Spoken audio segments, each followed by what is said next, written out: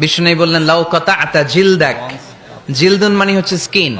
বিষ্ণু বললেন তোমার স্কিন, চামড়াগুলো কেটে কেটে রোদে শুকিয়ে যদি জুতা বানাও দুইটা, আর ওই জুতাগুলো দিয়ে যদি মাকে উপহার দাও যে মা আমার গায়ের চামড়া দিয়ে তোমাকে দুটো জুতা উপহার দিলাম, ওই জুতা পরেও যদি তোমার মা 1000 বছর হাঁটে, তাহলে ওই যে ছোটবেলায় কত লক্ষ ঢোক দুধ তুমি তোমার মায়ের বুক থেকে খেয়েছো, তার এক ঢোক দুধের সুদ আদায় হবে না।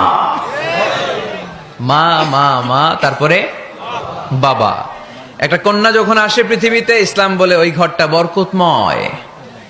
এরপর যখন বড় হতে শুরু করে, ইসলাম বলে বাবা যদি এই মেয়েকে ভালো পাত্রের হাতে তুলে দেয়, বাবার জন্য জান্নাতের দরজাকে খুলে দেয় কে? আল্লাহ।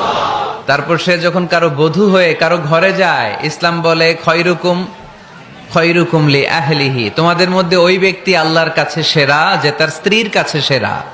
কার কাছে সেরা?